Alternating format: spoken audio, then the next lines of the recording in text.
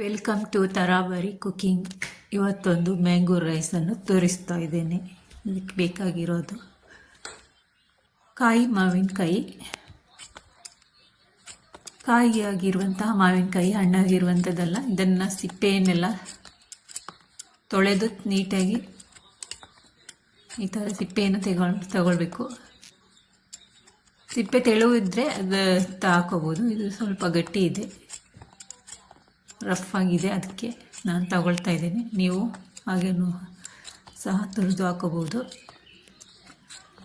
ವಿಡಿಯೋಗೊಂದು subscribe ಮಾಡಿ, video watch ಮಾಡಿ, ಹೆಚ್ಚು ಹೆಚ್ಚು ಜನರಿಗೆ ಶೇರ್ ಮಾಡಿ. ಈ ಥರ ಒಂದು ಗ್ರೇಟರ್ ತಗೊಂಡು ಎಲ್ಲವನ್ನು ತೆಗೆದಿಟ್ಕೊಳ್ತೇನೆ. ಈ ಥರ ಆಗಿದೆ ನೋಡಿ. ಗ್ರೇಟ್ ಆದಮೇಲೆ, ತುರಿದಾದ ಮೇಲೆ ಒಂದು ಬಾಣಲೆ ಬಿಸಿಗಿಟ್ಟು ಅದಕ್ಕೆ 4 ಚಮಚದಷ್ಟು ಎಣ್ಣೆಯನ್ನು ಹಾಕೊಳ್ತಿದ್ದೇನೆ.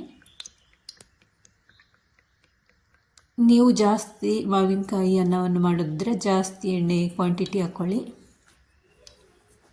ನಾನು ಇದು ಒಂದು 3-4 ಜನಕ್ಕಾಗುವಷ್ಟು ಮಾಡ್ಕೊಳ್ತಾ ಇದ್ದೇನೆ. ನೀವು ಇದೇ ತರಹ ಒಮ್ಮೆ ಮನೆಯಲ್ಲೇ ಟ್ರೈ ಮಾಡಿ. ಮಾಡದಿದ್ದರೆ ತುಂಬ ಸಿಂಪಲ್, ಟೇಸ್ಟಿಯಾಗಿಯೂ ಇರುತ್ತೆ. ಇದಕ್ಕೆ ನಾನು ಸ್ವಲ್ಪ ನೆಲಗಡಲೆ ಬೀಜವನ್ನು ಹಾಕ್ಕೊಳ್ತಾ ಇದ್ದೇನೆ. ತುಂಬ ಏನು ಸೀಸೋದು ಬೇಡ, ಸ್ವಲ್ಪ ಲೈಟಾಗಿ ಕಲರ್ ಚೇಂಜ್ ಆದರೆ ಸಾಕು. ಇದಕ್ಕೆ ಹಸಿಮೆಣಸಿನಕಾಯಿಯನ್ನು, ಶುಂಠಿಯನ್ನು ಸಹ ಹಾಕ್ಕೊಳ್ತಾ ಇದ್ದೇನೆ. ಜಜ್ಜಿರುವಂತಹ ಶುಂಠಿ ಹಾಕ್ಕೊಳ್ತಾ ಇದ್ದೇನೆ. ನೀವು ಮೆಣಸಿನಕಾಯಿ ಬೇಡ ಅಂದರೆ ಮೆಣಸಿನ ಪೌಡರನ್ನು ಹಾಕ್ಕೋಬೋದು. ಕರಿಬೇವಿನ ಎಲೆಯನ್ನು ಹಾಕ್ಕೊಳ್ತಾ ಇದ್ದೇನೆ. ಒಂದು ಉದ್ದುದ್ದಾಗಿ ಕಟ್ ಮಾಡಿರುವಂಥ ಈರುಳ್ಳಿಯನ್ನು ಸಹ ಸೇರಿಸ್ಕೊಳ್ತಾ ಇದ್ದೇನೆ.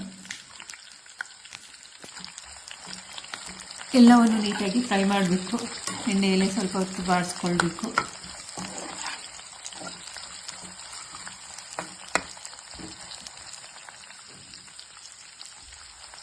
ಇದಕ್ಕೆ ರುಚಿಗೆ ತಕ್ಕಷ್ಟು ಉಪ್ಪನ್ನು ಸಹ ಸೇರಿಸ್ಕೊಳ್ತಾ ಇದ್ದೇನೆ. ಒಂದು ಬೌಲ್ ಆಗುವಷ್ಟು ತೆಂಗಿನ ತುರಿಯನ್ನು ಹಾಕ್ಕೊಳ್ತಾ ಇದ್ದೇನೆ.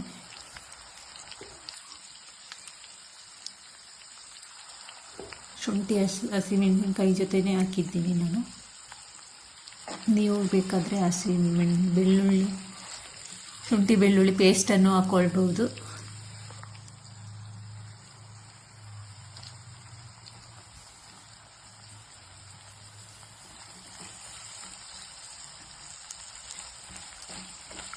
ಬೆಳಿಗ್ಗೆ ಬ್ರೇಕ್ಫಾಸ್ಟಿಗೆ ಹೋಗುತ್ತೆ, ಮಧ್ಯಾಹ್ನದ ಲಂಚಿಗೆ ಹೋಗುತ್ತೆ, ಟಿಫಿನ್ ಬಾಕ್ಸಿಗೂ ಆಗುತ್ತೆ. ಮಕ್ಕಳಿಗೆ ತುಂಬಾ ಟೇಸ್ಟಿಯಾಗಿರುತ್ತೆ.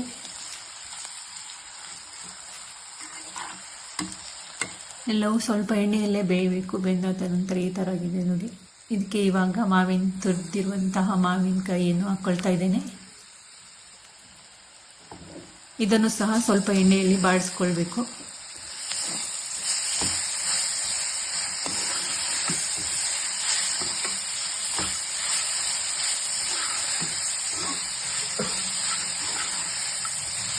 ನೀವು ಸಾಂಬಾರು ಸೊಪ್ಪು ಇದ್ರೆ ಹಾಕ್ಕೊಳ್ಳಿ, ನಾನು ಹಾಕಲಿಲ್ಲ.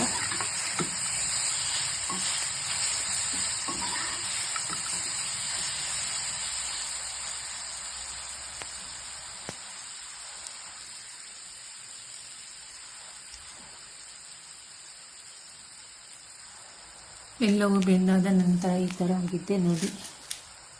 ಮುಚ್ಚಳ ಮುಚ್ಚಿ ಸ್ವಲ್ಪ ಹೊತ್ತು ಬೇಯಿಸ್ಕೊಳ್ಬೇಕು. ನಾನು ಮೊದಲೇ ಬೇಯಿಸಿಟ್ಟಿರುವಂತಹ ರೈಸನ್ನು ತಗೊಳ್ಳಿದ್ದೇನೆ. ಇದಕ್ಕೆ ಹಾಕ್ಕೊಳ್ತಾ ಇದ್ದೇನೆ ಒಗ್ಗರಣೆಗೆ. ಎಲ್ಲವನ್ನು ನೀಟಾಗಿ ಒಂದೇ ಮಿಕ್ಸ್ ಮಾಡಬೇಕು.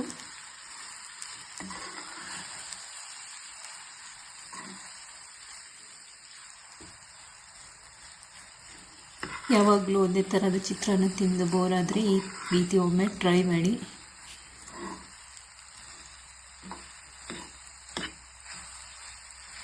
ಮಾವಿನಕಾಯಿ ಸೀಸನ್ನಲ್ಲಿ ಈ ರೀತಿ ಒಮ್ಮೆ ಮಾಡಿ, ತುಂಬಾ ಟೇಸ್ಟಿಯಾಗಿರುತ್ತೆ.